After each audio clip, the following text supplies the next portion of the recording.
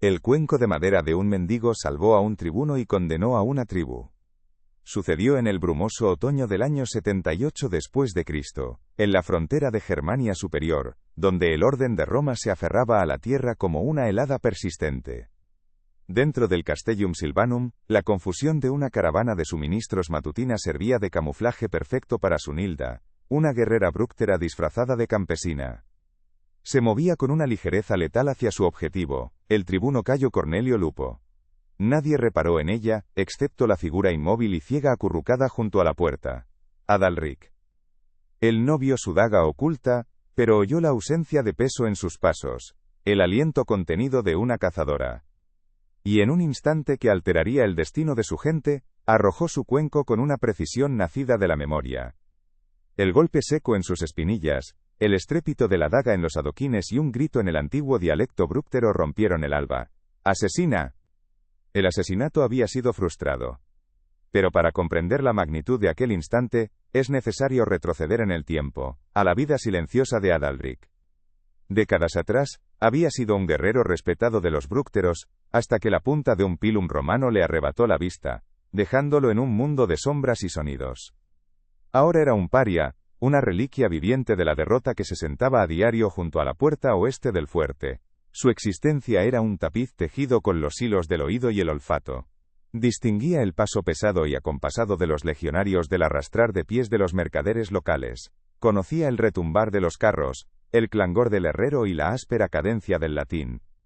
Su hija, Gisela, era sus ojos, guiándole cada mañana por el sendero embarrado y soportando con él el desprecio de su propia aldea, que veía en su cuidado un acto de lealtad a un fracaso.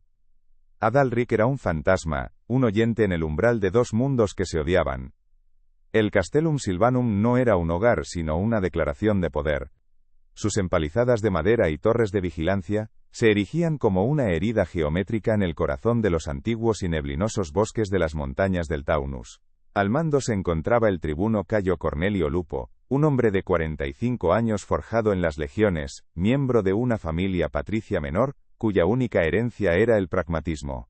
Para Lupo, las tribus locales eran un recurso que gestionar o un obstáculo que aplastar, y mantenía el orden con una eficiencia despiadada. Bajo sus órdenes servía el decurión V Licinio Prisco, un oficial más joven de origen plebeyo.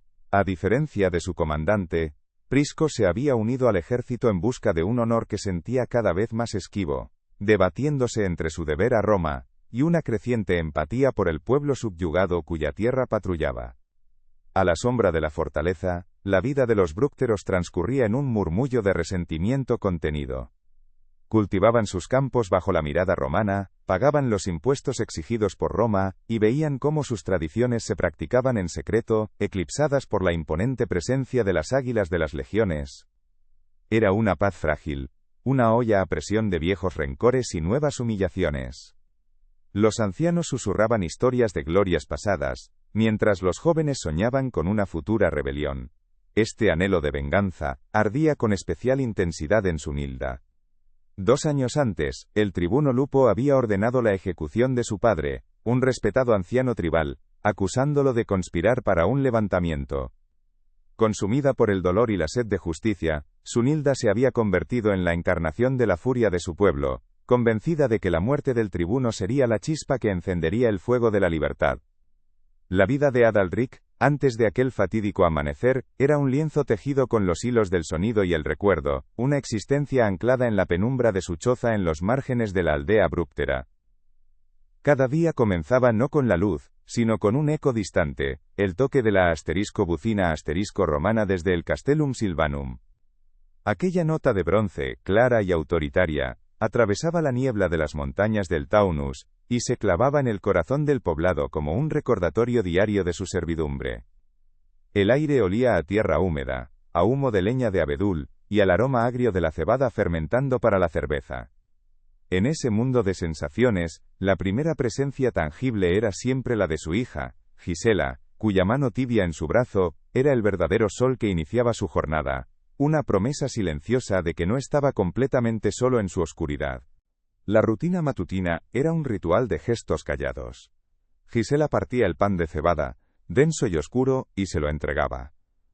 Las manos de Adalric, otrora diestras en empuñar una lanza, se movían ahora con una delicadeza aprendida, para no derramar ni una miga de su escaso sustento.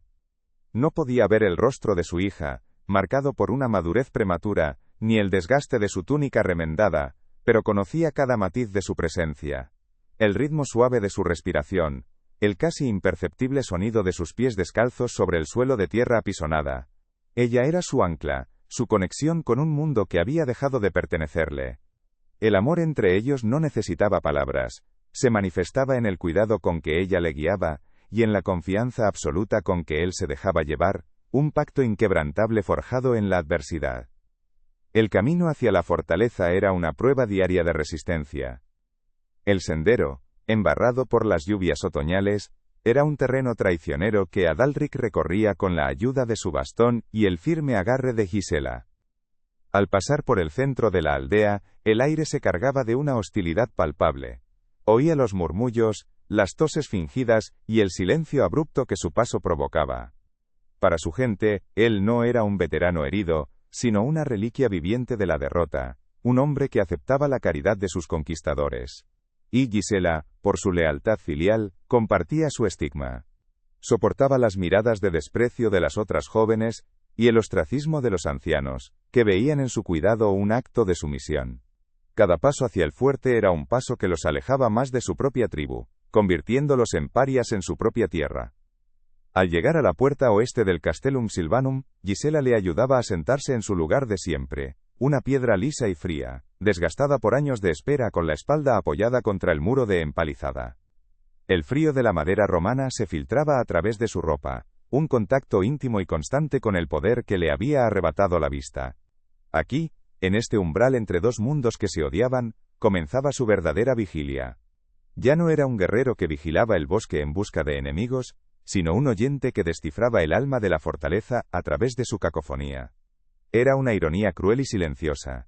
El hombre que había perdido la vista en la batalla ahora pasaba sus días observando al enemigo con una agudeza que ningún centinela con ojos podría igualar. Su mundo se convirtió en una sinfonía de poder y rutina. Aprendió a distinguir el paso marcial y acompasado de la guardia pretoriana, diferente del arrastrar de pies más cansado de los legionarios galos de la Cohors y Ufo Galliorum. El retumbar sordo de los carros de suministros sobre el puente de madera, cargados de grano y vino de la Galia, le hablaba de la logística del imperio. El martilleo rítmico y metálico de la fragua del legionario, reparando un asterisco gladius asterisco, o una punta de asterisco pilum asterisco, era un sonido afilado y preciso, muy distinto al golpe más sordo y orgánico del herrero de su aldea trabajando el hierro para un arado. Las órdenes gritadas en latín, secas y carentes de emoción, eran como latigazos en el aire, la banda sonora constante de la ocupación que lo envolvía todo. Con el tiempo, su oído se afinó hasta percibir los matices humanos ocultos en el ruido. Podía identificar la tensión en el caminar de un mercader sirio que intentaba regatear con el intendente del fuerte, o la arrogancia en el paso lento y pesado de un decurión fuera de servicio. Oía el susurro de las túnicas de lino de las esposas de los oficiales, un sonido ajeno y lujoso en aquella tierra de lana áspera. Pero, sobre todo, escuchaba a su propia gente. Oía el miedo en los pasos apresurados de un brúctero convocado para un interrogatorio, el resentimiento contenido en el silencio de los que venían a pagar el tributo, y la falsa deferencia en sus voces al dirigirse a un soldado. Adalric se convirtió en el cronista secreto de la frontera, un archivo viviente de la tensión que vibraba bajo la superficie de la paz impuesta. Mientras él escuchaba, Gisela esperaba. Se sentaba a una distancia prudencial, una figura paciente y solitaria, tejiendo con hilo de ortiga, o simplemente observando las idas y venidas. Para ella, la fortaleza no era un conjunto de sonidos, sino una sucesión de miradas. Soportaba la lástima condescendiente de algunos soldados, la lascivia velada de otros, y el desprecio abierto de los brúcteros que acudían al fuerte. Su devoción por su padre se había convertido en una armadura invisible, un acto silencioso de rebelión contra un mundo que les había condenado a ambos. No pedía nada, no esperaba nada, simplemente existía como el ancla de su padre, su único faro en una existencia de sombras y ecos hostiles. Su juventud se consumía en esa espera silenciosa, un sacrificio diario que solo su padre, sin poder verlo, comprendía en su totalidad.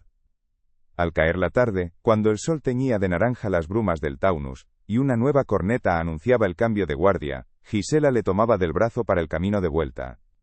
Regresaban a una aldea que ya no era un hogar. Las noches eran largas y la atmósfera, densa. Alrededor de las hogueras comunales, ya no se cantaban las viejas canciones de caza con alegría, sino con una nostalgia desafiante.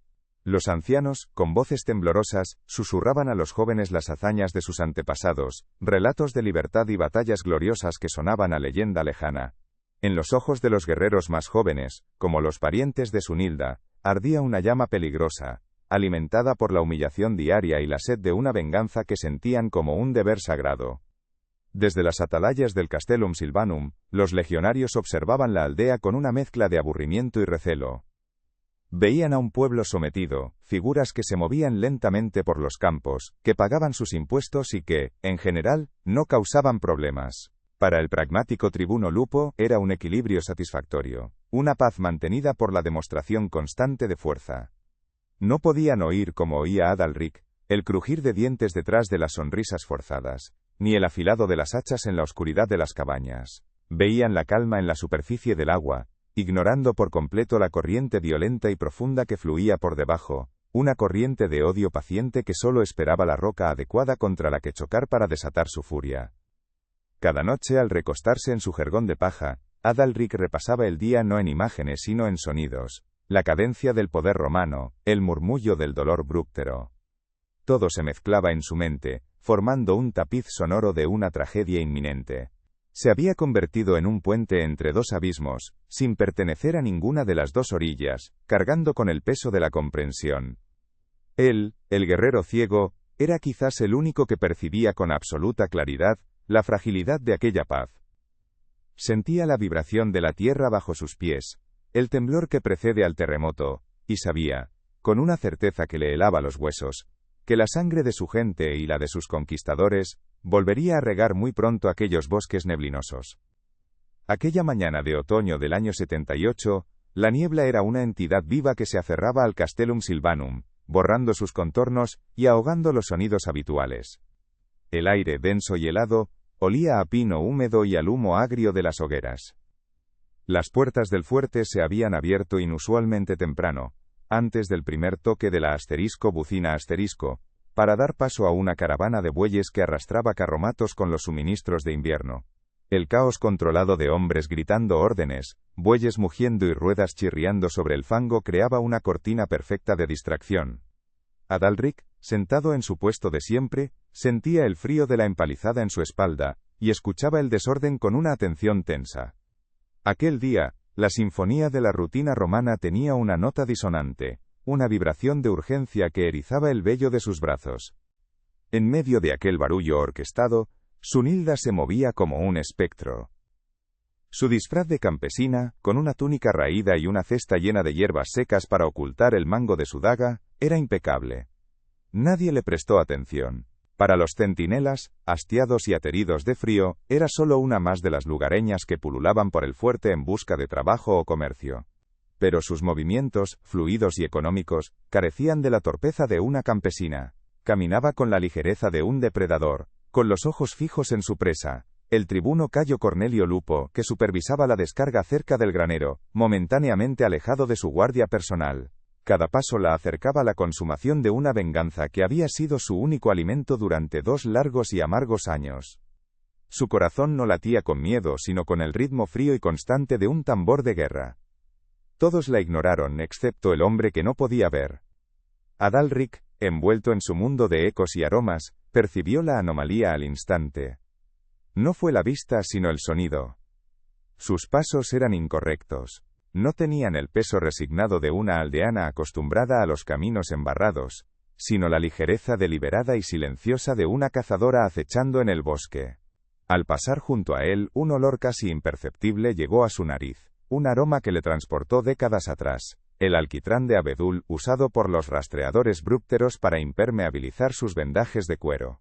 Fue un olor de guerra, de sigilo, y entonces, el sonido definitivo, un susurro metálico casi ahogado por el ruido ambiental. El deslizamiento de una hoja corta, al ser desenvainada de una funda de cuero, oculta bajo la lana. En la mente de Adalric, la imagen fue tan clara como si aún tuviera ojos. En un único y desesperado movimiento que condensó décadas de dolor y una decisión terrible, Adalric actuó. Su cuerpo, aunque envejecido, respondió con la memoria muscular de un guerrero. Lanzó su pesado cuenco de madera para mendigar, el único objeto de valor que poseía, no al azar, sino con una precisión infalible hacia el sonido de aquellos pasos ligeros. El cuenco voló bajo y rápido, un proyectil humilde e inesperado. El impacto fue un ruido sordo y orgánico, el sonido de la madera chocando contra el hueso.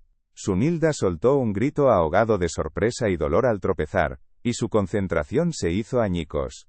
La corta y letal dagasica se le escapó de la mano, cayendo con un tintineo agudo y delator sobre los adoquines mojados, un sonido que cortó el aire como un relámpago.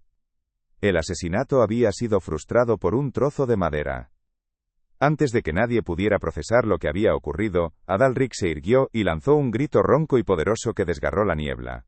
Pero no gritó en latín, la lengua de sus benefactores, sino en el antiguo y gutural dialecto brúctero, la lengua de sus ancestros y de su traición. ¡Asesina! Por la sangre de los ancestros, detenedla. El grito, cargado de una autoridad ancestral y una angustia insondable, paralizó a todos por un segundo eterno. Romanos y brúcteros se quedaron helados, mirando con incredulidad no a la guerrera caída, sino al mendigo ciego, que se erguía como una figura profética. El decurión quinto Licinio Prisco, que estaba junto al tribuno, fue el primero en reaccionar. Su asterisco Gladius asterisco silbó al salir de la vaina mientras los guardias, sacudidos de su estupor, se abalanzaban sobre la forcejeante Sunilda.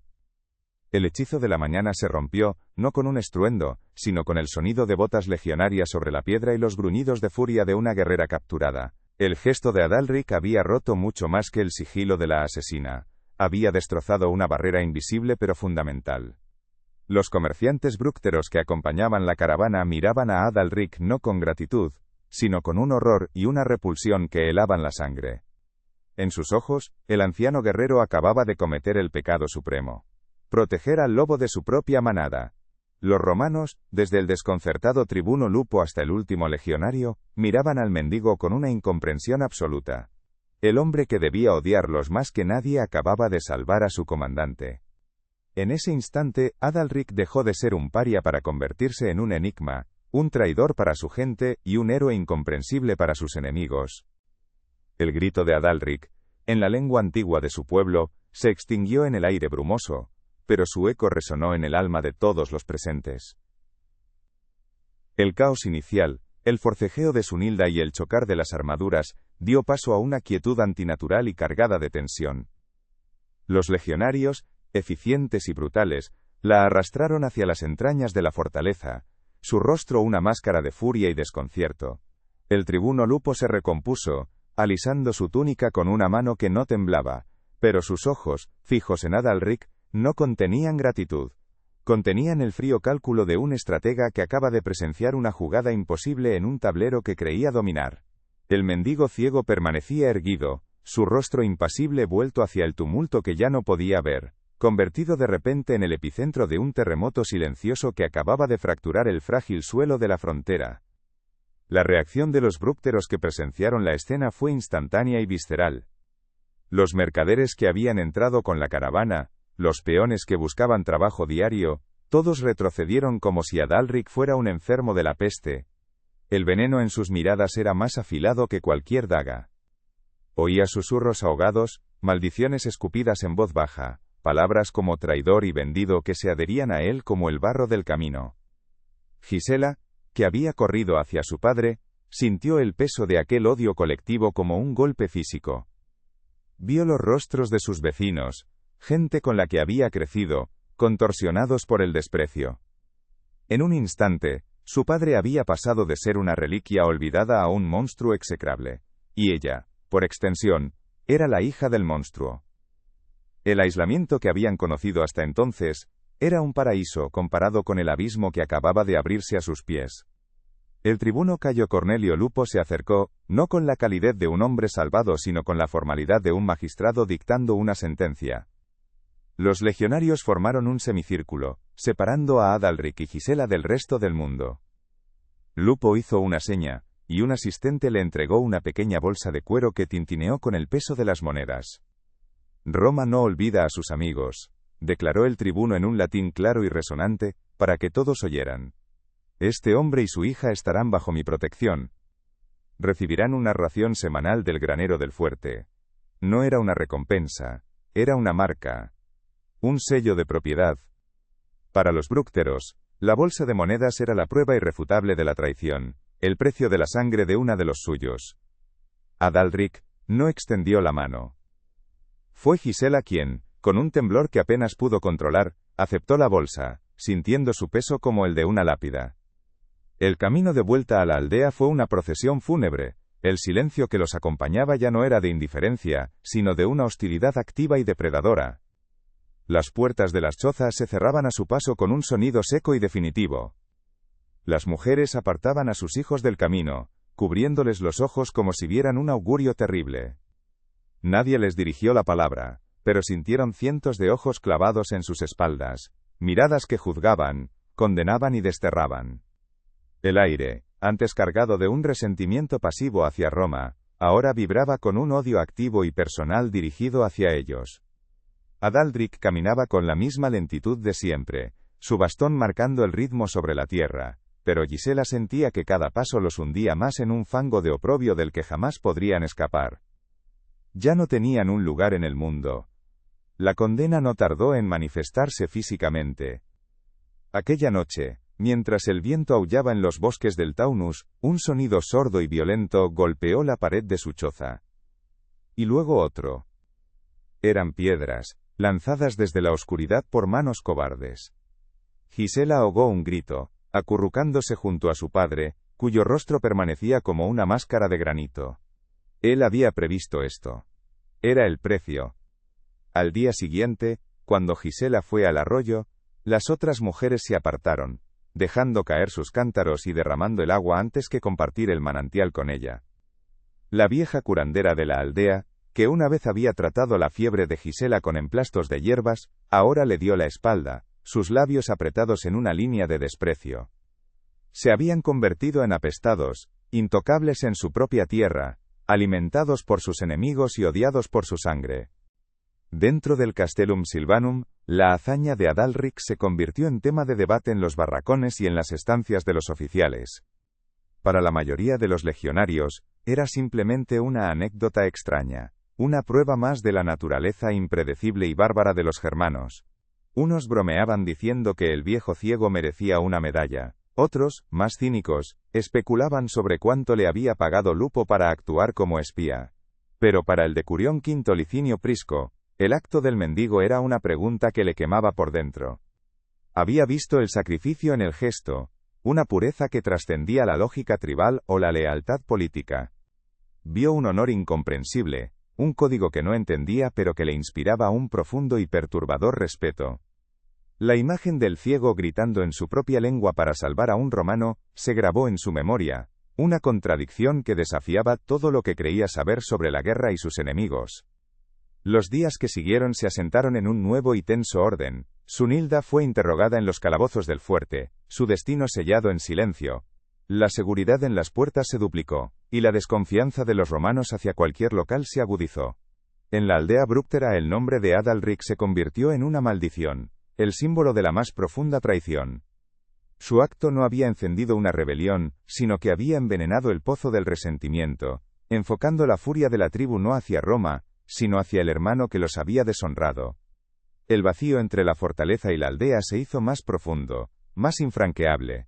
Y en el centro de ese vacío vivían un anciano ciego y su hija, atrapados en un silencio que ya no era solo la ausencia de sonido, sino una presencia tangible, un muro construido con el odio de su gente, y la sospechosa protección de sus conquistadores.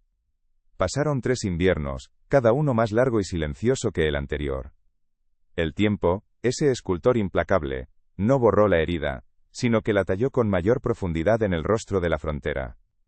Adalric y Gisela ya no vivían en su miserable choza en los márgenes de la aldea, sino en una cabaña algo más sólida, construida con madera romana a una distancia prudencial tanto del fuerte como del poblado. Era una jaula, no un hogar. Recibían su ración semanal de grano y carne seca de manos de un legionario indiferente, un sustento que sabía a ceniza y a traición.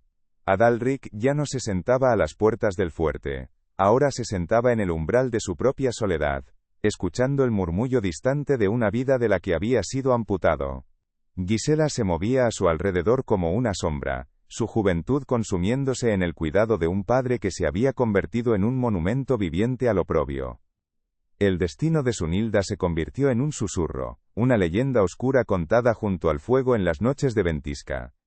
No hubo un juicio público ni una ejecución espectacular que pudiera inflamar los ánimos. El tribuno Lupo, en su pragmatismo frío, había ordenado que la eliminaran discretamente en las profundidades del fuerte. Su desaparición fue un acto de poder silencioso y absoluto. Para los bructeros, se convirtió en una mártir, el espíritu de una venganza justa que había sido frustrada por la traición interna.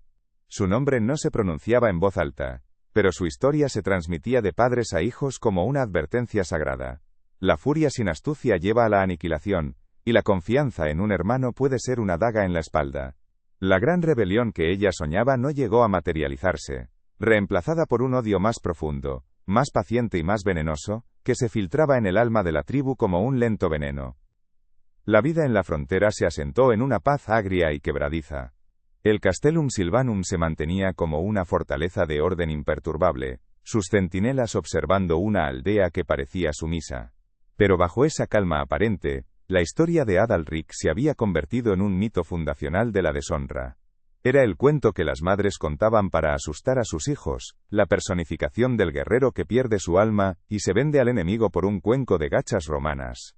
El abismo entre la empalizada del fuerte y las chozas de la aldea se había vuelto infranqueable, no por la distancia física, sino por el peso de la memoria y la sangre.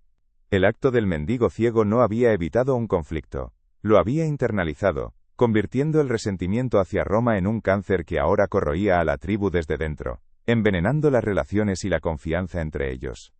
Para Quinto Licinio Prisco, ascendido a centurión por su compostura durante el incidente, el paso de los años no atenuó la imagen del anciano ciego. Al contrario, se agigantó en su memoria, convirtiéndose en una piedra de toque moral en un mundo de brutalidad y conveniencia. A menudo, cuando sus deberes se lo permitían, cabalgaba hasta la cabaña aislada de Adalric. Se sentaba a una distancia respetuosa, compartiendo un silencio que era más elocuente que cualquier palabra. Intentaba, con preguntas torpes y respetuosas, comprender el porqué de aquel sacrificio. Buscaba la lógica detrás de un acto que desafiaba toda lealtad tribal y sentido común. Pero Adalric nunca ofrecía una explicación. Solo inclinaba la cabeza, su rostro una máscara de granito erosionado por el tiempo, y escuchaba el viento, dejando que el joven romano se enfrentara solo al abismo de su incomprensión. El tiempo se convirtió en el agente de una erosión lenta y emocional. Adalric envejeció visiblemente, su espalda se encorveó con acento agudo un poco más, y el silencio pareció tejerse en las arrugas de su rostro. Gisela perdió el último vestigio de la juventud en sus ojos, reemplazado por una vigilancia cansada y una resignación que partía el alma. La choza que los romanos les habían dado, aunque sólida, parecía hundirse en la tierra bajo el peso del aislamiento. Los símbolos tribales que alguna vez adornaron su vieja morada, nunca fueron tallados en esta nueva madera. El imperio avanzaba, las patrullas se adentraban más en los bosques, y los impuestos seguían recaudándose con metódica eficiencia.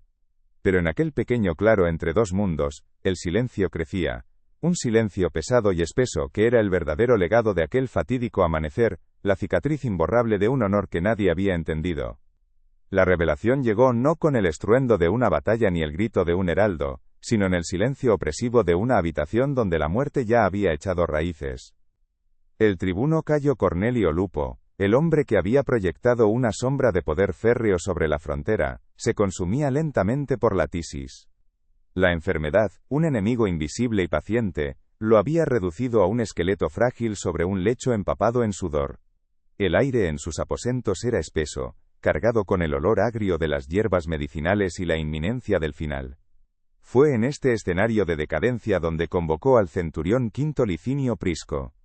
El joven oficial, de pie junto al lecho, contemplaba no a un comandante, sino a la cruda verdad de la fragilidad humana, sintiendo que el secreto que estaba a punto de escuchar cambiaría para siempre el paisaje de su alma. Con un hilo de voz que era apenas un susurro rasposo, Lupo comenzó su confesión. No habló de batallas ni de gloria, sino de un engaño fundamental que había sido la piedra angular de su control en la región. El padre de Sunilda, el anciano ejecutado por traición, no había sido un instigador de la guerra. Al contrario, su verdadera amenaza residía en su carisma y su visión. Estaba uniendo a los clanes brúcteros, no bajo un estandarte de rebelión violenta, sino de no cooperación pacífica, un boicot económico y cultural que habría erosionado el poder romano desde dentro, de forma silenciosa e imparable. Una revuelta se aplasta con la espada, siseó Lupo, pero ¿cómo luchas contra un pueblo que simplemente te da la espalda en silencio? Prisco escuchaba, petrificado, mientras el tribuno admitía haber fabricado las pruebas de una conspiración armada para justificar una ejecución que era en realidad un asesinato político preventivo. Pero la revelación más devastadora aún no había sido pronunciada. Lupo hizo una pausa reuniendo el poco aliento que le quedaba. Y Adalric, el ciego. Él lo sabía todo. El mundo de Prisco se detuvo. El tribuno continuó, explicando el pacto imposible que había forjado con el mendigo años atrás. Adalric, con una previsión estratégica que helaba la sangre, había comprendido que la muerte del anciano pacifista desataría una sed de venganza ciega y autodestructiva, encarnada en guerreros como Sunilda. Sabía que un levantamiento fallido no traería la libertad sino la aniquilación total de su pueblo, una campaña punitiva romana que borraría a los brúcteros de la faz de la tierra. Se había acercado a Lupo no como un informante a cambio de monedas, sino como un estratega ofreciendo un sacrificio impensable para salvar a su gente. El gesto en la puerta, el cuenco arrojado, el grito en su propia lengua, todo adquirió de repente un significado terrible y monumental. Detener a Sunilda no fue para salvarme a mí, confesó Lupo, sus ojos vidriosos fijos en el techo. Fue para salvar a los brúcteros de su propia furia justiciera. Su pacto era simple. Él sería mi guardián silencioso en la puerta, la última línea de defensa contra la locura de su propia gente. A cambio, yo contendría a mis legiones, ignoraría las provocaciones menores, y evitaría el genocidio que habría seguido a su ataque. El honor de Prisco, su deber, su concepto del enemigo, todo se desmoronó. El mendigo ciego no era un traidor. Era un pastor que se había vestido con la piel del lobo, para proteger a su rebaño de sí mismo, aceptando el odio de aquellos a quienes salvaba. Con su última onza de fuerza, la mano esquelética de Lupo señaló un pequeño cofre de madera junto a su lecho. Dentro la prueba. Prisco, moviéndose como en un sueño, lo abrió. En su interior, sobre un trozo de lino, reposaba una única tabula cerata una tablilla de cera. Grabadas en ella, con un latín tosco pero legible, estaban las condiciones del acuerdo, un contrato secreto sellado no con tinta, sino con la promesa de una deshonra perpetua. Mientras Prisco sostenía la tablilla, el último suspiro escapó de los labios del tribuno, dejando la habitación en un silencio absoluto y profundo. El conocimiento era ahora de Prisco. El peso del sacrificio de Adalric, un honor tan inmenso que había tenido que ser enterrado bajo la apariencia de la traición, ahora descansaba sobre sus hombros, una carga tan pesada como el propio imperio. La tablilla de cera pesaba en la mano de Quinto Licinio Prisco como una losa de plomo, su contenido un veneno que reescribía el significado del honor y el deber. El conocimiento no le liberó, le encadenó a una soledad más profunda que la del propio Adalric. No podía revelar la verdad. Hacerlo habría sido demoler el legado de un tribuno romano, y lo que era peor, prender fuego a la misma paz que el anciano bructero había comprado con su alma. La tribu nunca creería una historia tan retorcida, solo verían la confirmación de una traición más profunda y duradera. Así, Prisco se convirtió en el guardián del secreto, un centinela solitario de un sacrificio que el mundo nunca comprendería. Continuó con sus deberes, su rostro ahora una máscara de disciplina romana, pero sus ojos veían la frontera de un modo distinto, no como una línea de conquista, sino como la cicatriz de un pacto imposible sellado con la deshonra de un hombre justo. Adalric se extinguió 2 años más tarde, no por la violencia sino por el lento desgaste del tiempo y la pena, como una brasa olvidada que finalmente se enfría en la noche. Murió en su cabaña, con la mano de Gisela en la suya, escuchando hasta el final el viento del Taunus que era su único confidente. Su muerte no fue lamentada por su pueblo. Fue recibida con un silencio seco y definitivo, el cierre de un capítulo vergonzoso en su historia. No hubo cantos fúnebres, ni runas talladas en su tumba. Fue enterrado por Prisco y un par de legionarios de confianza en una loma sin nombre, con vistas al bosque que una vez defendió. Gisela, ahora completamente sola, un eco viviente de la deshonra de su padre, recibió del centurión una bolsa de monedas y un salvoconducto para viajar al sur, hacia la Galia, lejos de los fantasmas de aquella frontera. Fue el único acto de piedad en un mundo regido por el acero y el cálculo. Años después, Quinto Licinio Prisco, ahora un veterano canoso sirviendo como praefectus castrorum regresó al Castellum Silvanum. En una tarde brumosa, se desvió de la patrulla y caminó hacia aquella loma olvidada. La tumba de Adalric era ya solo un leve montículo cubierto de hierba, indistinguible del resto del paisaje. No había flores, ni piedras que marcaran el lugar. Prisco no añadió ninguna, simplemente se detuvo, un soldado del imperio ante la tumba anónima de su verdadero salvador. La historia recordaría el nombre de Cayo Cornelio Lupo, el pragmático comandante. Pero el bosque, el viento y un único romano, guardarían para siempre el recuerdo del verdadero arquitecto de aquella paz amarga. Y así, el mayor acto de honor en la frontera de Germania, no se grabó en mármol ni se cantó en leyendas, sino que se llevó en el silencio de un corazón solitario, y se enterró con un mendigo ciego, al que su propio pueblo llamó traidor.